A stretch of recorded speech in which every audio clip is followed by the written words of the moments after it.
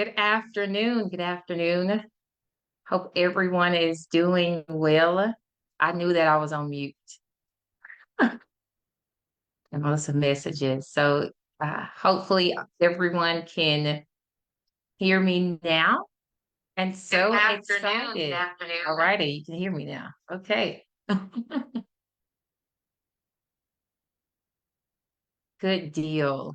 I ask that as we are about to head into this training, of how to launch your nonprofit. This will be a high impact and easy overview of how to get started, moving your vision from ideation stage to impact. And so, if you know anyone that is interested in joining this conversation today or need to be in the chat with us, please tag them and share this live video with them. And also have a great announcement at the end of this training if you want to go further into starting your organization, starting your business, and all the great things of philanthropy and community impact. So again, please share. And if you have any questions as well, you can place them in the chat.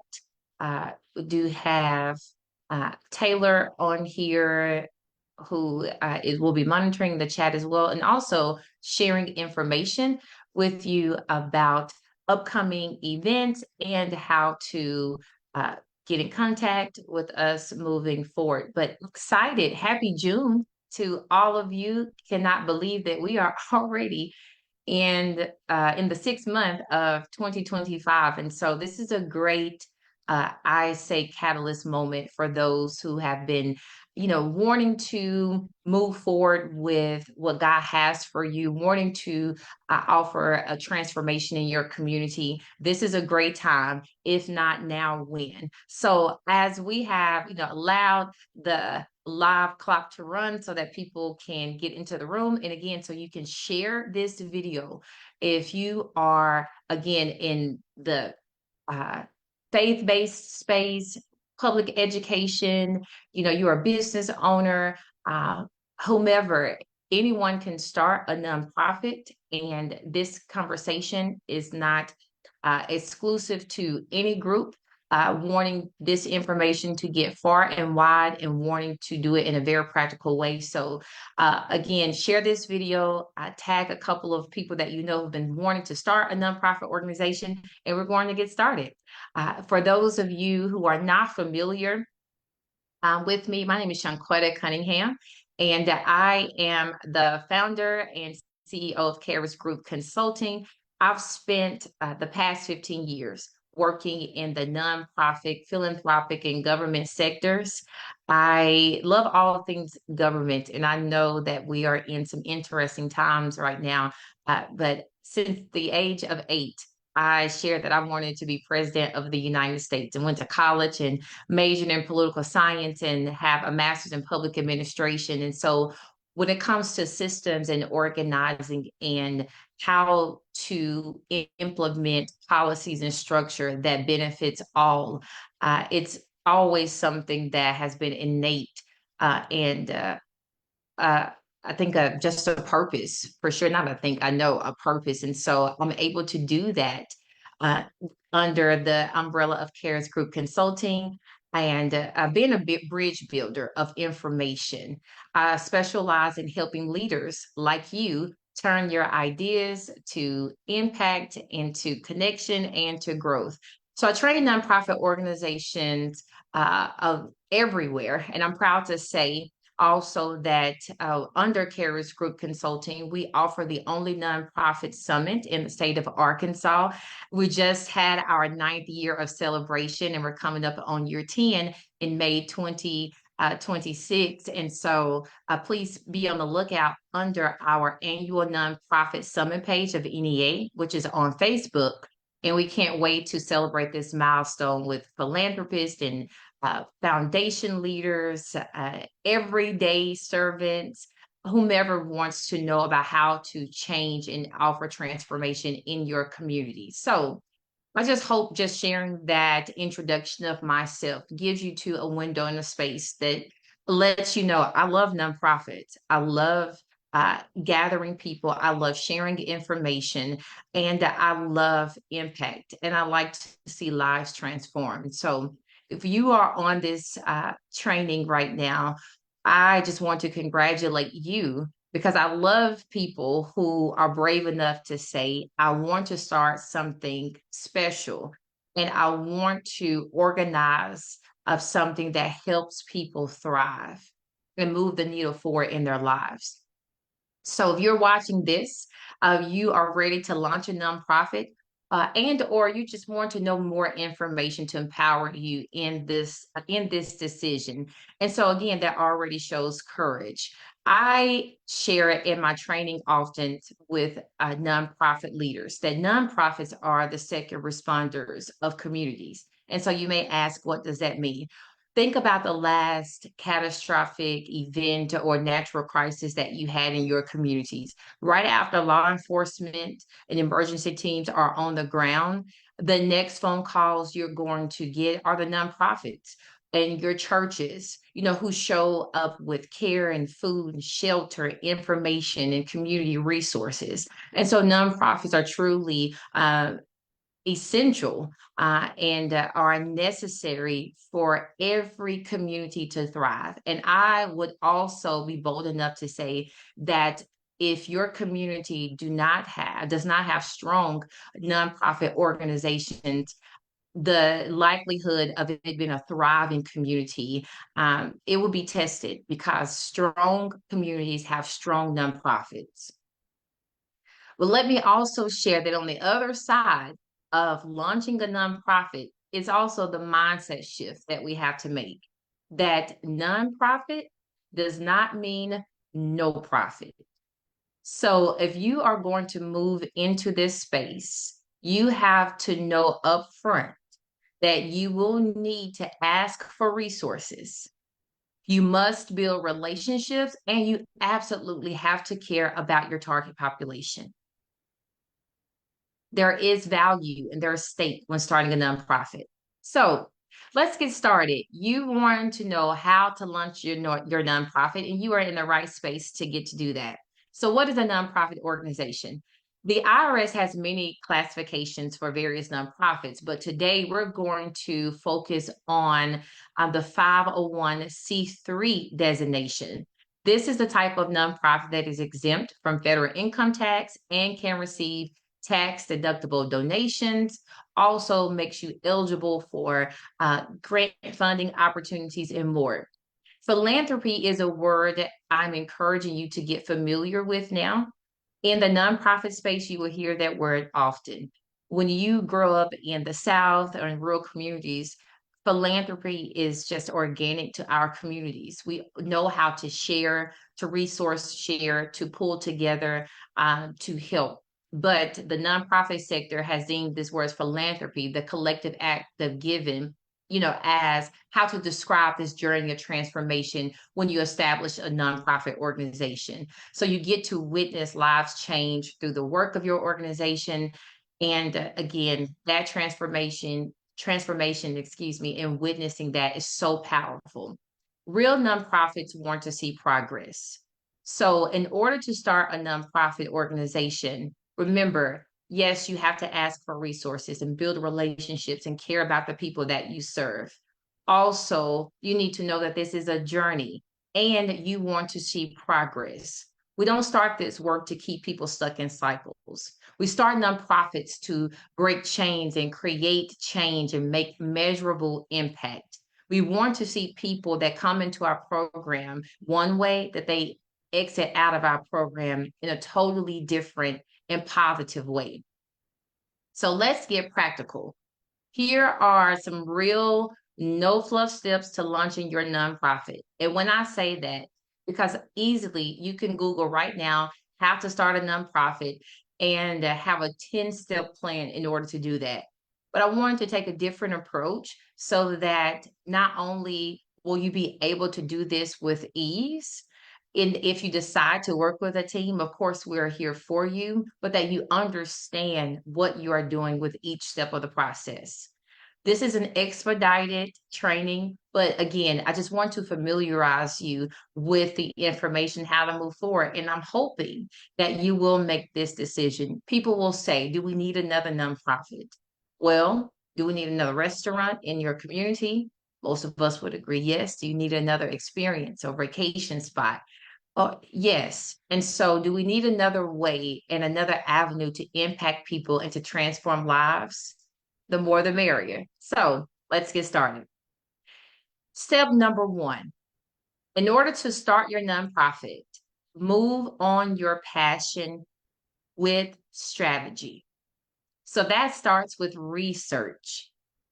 I'm encouraging you to refrain from saying, no one is doing this or we're the only ones until you have substantiated that statement. You verified it because you've done research.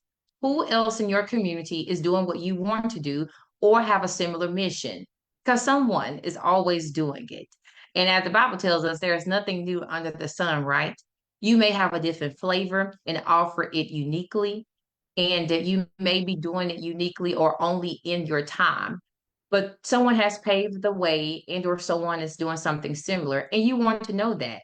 Like businesses have market research, you also should have mission research. So you can look for organizations from your local chamber of commerce if they have that information aggregated. I know some, every chamber of commerce operates differently and how they work with their nonprofit organizations. They may even term it differently. They may have community benefits organizations group or charitable organizations, but those terminologies typically indicate that they are nonprofit organizations.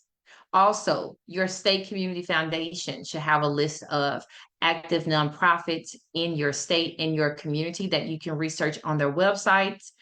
Or if your state has a nonprofit alliance. I am headquartered in Arkansas, and Arkansas doesn't have a state nonprofit alliance yet. But if your state does, usually it's in your one of your leading cities, your capital city. And so Google State Nonprofit Alliance, which again should have a list of nonprofit organizations. And there you can just start with doing your nonprofit prospecting to see who else is serving the people that you want to also connect with. Two, know your state's requirements. So let me do something real quick. All right. Our second, how to launch your nonprofit step is know your state's requirements. So how many people do you need to get started is often a question I hear when individuals are ready to launch their nonprofit. Well, this answer will depend on your state statuses. So, for example, as I've shared, we're based in Arkansas. And in the state of Arkansas, you only need one incorporator. That's the person that's filing your paperwork. And you will see under your Secretary of State's website where they're deeming the word nonprofit or charitable, or you may not see the word nonprofit, you may see charitable organization.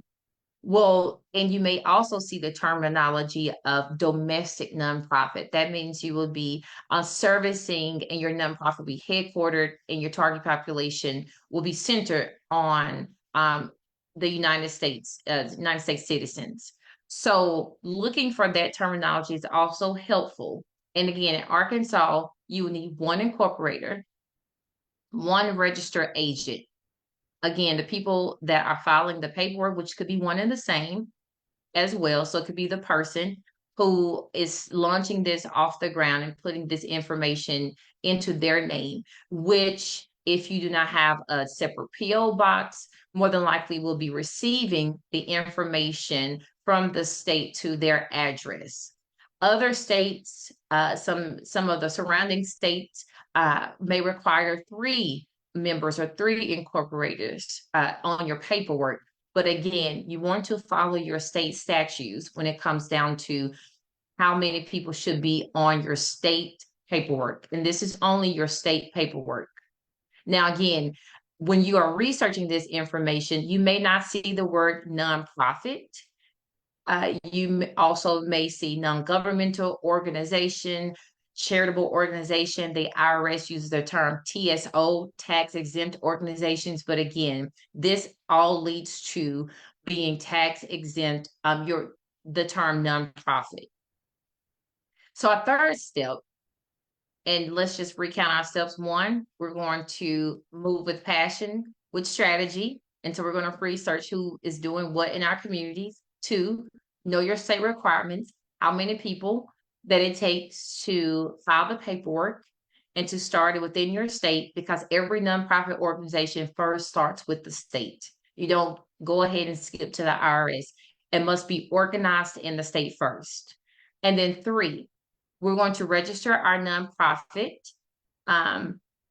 with the IRS to acquire our employment identification, our employer identification number, which is your EIN.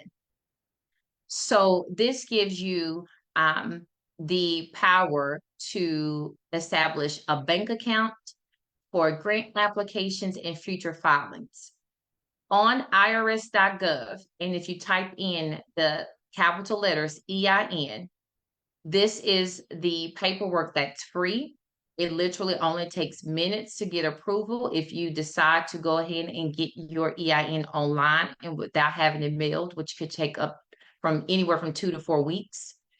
And you can only apply for your EIN after you have completed your state information and receive your certificate of incorporation. And this is important to know because you will need the date from your state filing as the date that will need to be on your EIN paperwork. So you can't skip steps or rush the step of saying, hey, I'm going to go to the state of Arkansas, organize my nonprofit, I've submitted the paperwork, and then think in the next, minute, you can go to the IRS site. So that can take anywhere from 7 to 14 days, and then you will be able to apply for your EIN number. Remember, filing with the state and getting the EIN, I really need to ensure that people are, know this information. Filing with the state and getting an EIN only means you're registered as a business, an organization entity within your state. It does not make you a tax exempt entity. Please understand that. I get that so often. People will think that they're ready to apply for grants or that they are a tax exempt organization because they have their state paperwork and their EIN. There's another step because until you pay Uncle Sam, until you register your organization on pay.gov, you are not tax exempt. Are you organized in the state and can you act as an entity? Absolutely. Can you operate as an organization within your state? Absolutely. But you do have to share with people that the donations that are given to your organization are not tax deductible. All righty. So I know you may have thought that I've skipped the step. Excuse me. Let me say that over. You may have thought I skipped the step of your board members. I have not. While this is an entirely separate training within itself, I just want to share some information with you on our step 4, and that's building your founding board members. So before applying for your tax exempt status, you will need to have your founding board members together. This information will be needed when you apply on pay.gov, and they're going to ask you for your officers. So this often leads to the question, how many board members do I need to start a nonprofit as we move to become tax exempt? I always just go with the rule of 5 because on the paperwork to file for your which we'll get into that, your 1023 paperwork, they're going to ask you for 4 officers: your president, your vice president, your secretary, and your treasurer. So that's already 4. And because I know voting purposes, you always need a tiebreaker, and the founder of the nonprofit may not be a board member, that will give you your magic number of 5. So that's often, a great way to start. It does not mean that you have to stay at five, but I also know from experience, starting with too many can, lead to a number of unforeseen issues when it comes down to growing, because the more minds and opinions that you put into a room, the longer some processes take.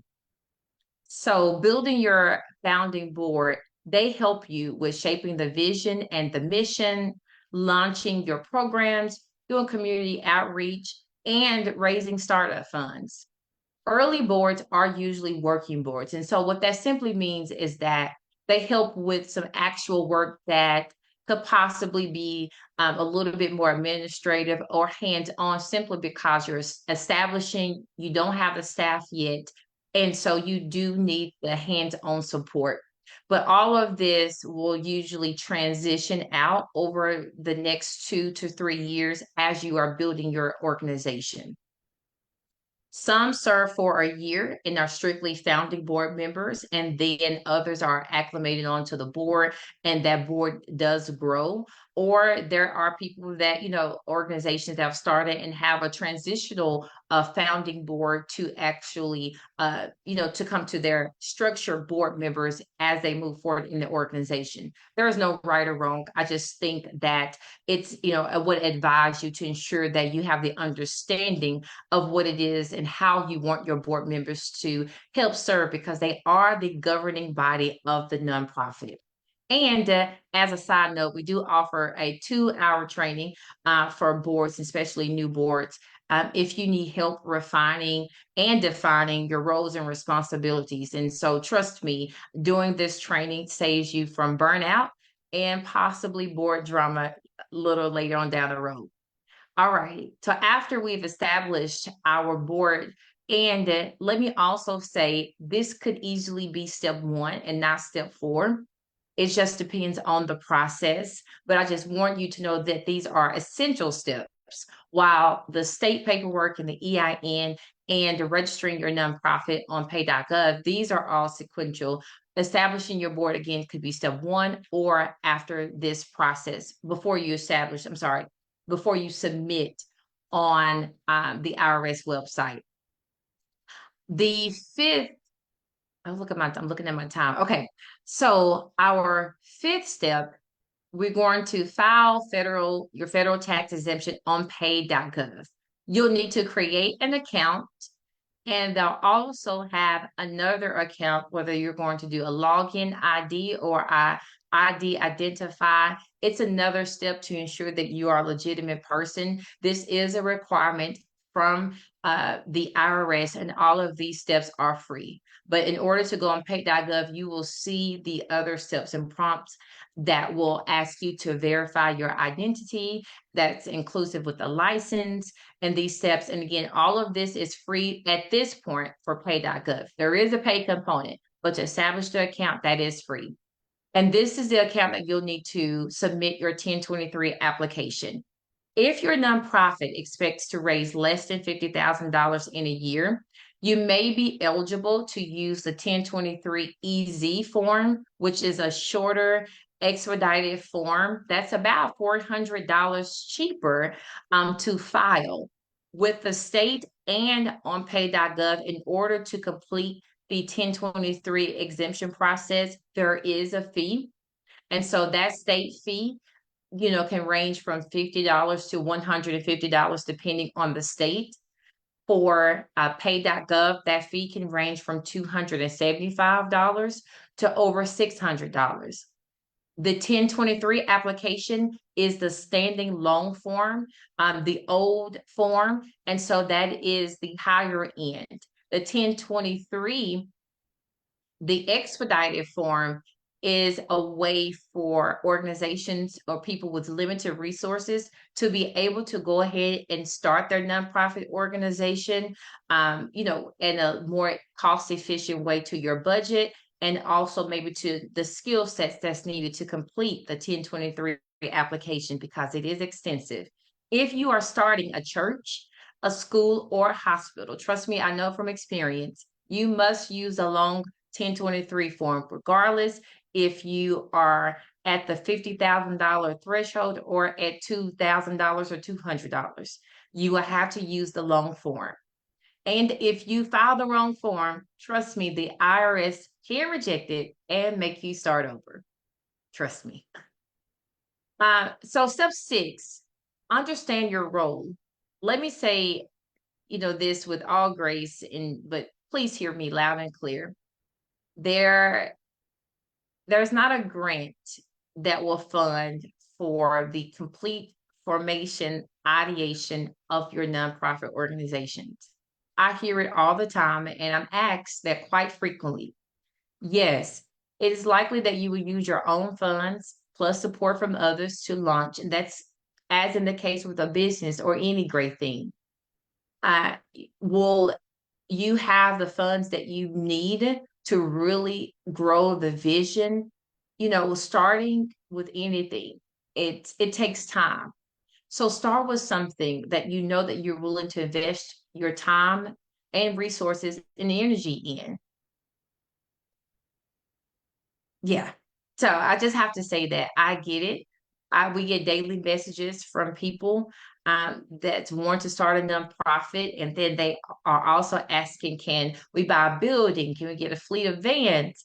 We need to pay staff. And I encourage individuals, please launch a program first. Launch, an educational program, even if the long-term goal is to open up a domestic violence shelter. Do something that you can do with a minimal amount of resources first, and then build upon that. So starting a nonprofit organization, you may not need a business plan as with starting a business, but you do need a mission plan. You want to define the problem that you're solving. You have to know not just your own passion and that you want to help children in need, but you really need to understand, what do they need? What are the deficits that are preventing them from being complete and whole and thriving in their communities and in their lives? Then you do want to build a plan with your board. It is better to have a group of like-minded and like-hearted people that can help you carry the vision forward. And then also have a vision of what transformation looks like. What happens when that 8-year-old who may struggle with reading enter into your literacy program? What does their life look like when they graduate? Understand how transformation really looks. Step 7, know your issue. I always encourage nonprofit organizations, be the expert of your mission. Know the stats in your city, your county, state, and nationally. Get in rooms with other nonprofit organizations and foundations, community servants, attend conferences, read, follow people like the National Council of Nonprofits, follow our own page here at KHARIS Group Consulting, the Chronicle of Philanthropy. Get on LinkedIn to get into spaces and connect more with peers, but learn the nonprofit ecosystem. Sometimes we start things from passion and then don't expand that passion into a community. And so you want to learn about donors and giving trends, unfamiliar terms, because as you're starting a nonprofit organization, remember, this is a sector, like there's an education sector and a financial sector. There's also a nonprofit sector. So you're going to want to learn the profession as well. So passion may be your spark, but please let strategy be your fuel. We want nonprofits that are effective, efficient, and empowering. So with this information on today, you may need to replay it, and I'm going to encourage you to do so. I'm also going to encourage you to also share this information with people that you may have wanted to start and launch a nonprofit with areas in your community and people that are noticing a problem, and you're going to your city council meetings, or you're sharing this and seeing this on Facebook, and you are thinking that it's time now to do something. This information will definitely help you and those that are in this ideation and dream stage to start and to have a great foundation. These are steps that I had to learn along the way, even as a consultant. Starting KHARIS Group, I started off as a grant writer, and then I quickly had to learn again the sector and the industry, because it's more than just getting money, and it's more than just saying, "Hey, I want to help." Those are great bases and some starting points for sure, but they're not carrying points. And so I hope that today's information has empowered you or enlightened you in some aspect of starting a nonprofit organization. So with that, and just as I wrap up, I just want to say thank you for your time on today. But I would be remiss if I do not share about our upcoming workshop, which I'm so excited about and has been a long time coming. Because if you are watching this video, there are sometimes the question of, I want to provide this service and I want to help. So should I launch a nonprofit, a 501c3 organization, or a business, an LLC, or should I do both? We get that question all of the time. And so that's why I'm inviting you to our live workshop. Should I launch a 501c3 or LLC? You can join us June 24th at 6 p.m. or July 1st at 12 p.m. noon. So this workshop is a training that will be hosted inside our Zoom live, and this is a at cost training. But in this training, if you have been empowered by this information, we're going to dive deeper. And also, I will be providing you a template that we're going to walk through together, plus some other tools only available in the training. Should I launch a nonprofit or business? But you will see the title, and as this is being shared and marketed, should I launch a 501c3 or LLC? This is a part of our summer Learn In series. So if you're on vacation, at the beach, at the kids' camps, and games like I am, you can learn from anywhere. And so again, those 2 dates are June 24th and July 1st. The link should be in the chat now. If you want to go ahead and register, we will have it posted on Eventbrite and on all platforms with KHARIS Group Consulting. Should I launch a 501c3 or LLC? I truly want to thank you all so much for joining me on this Wednesday. Thank you for joining me today. If you're ready to launch your nonprofit, again, there are a number of ways that we can service you. We offer one-on-one strategy calls.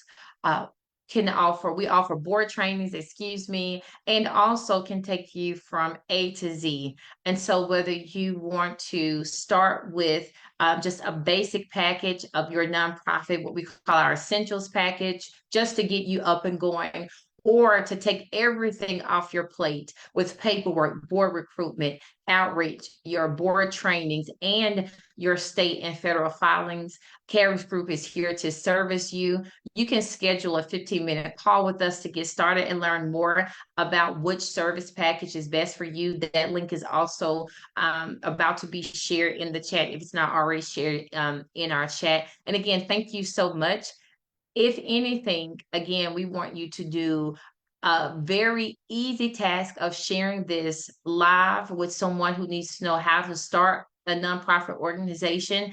And if they want to go in depth, or if that's you and you're struggling between starting a nonprofit and starting a business, you do not want to miss the workshop on June 24th or July 1st, 2 different dates so we can service you. If you could take some time in the noon date to join us, or if you have to join us after work or other activities. Both will be live. They will not be a replay. I will be there on live with you so that I can answer your questions as well. All righty, I think that's it. So thank you for joining again. That's probably my 4th thanks, but thank you so much.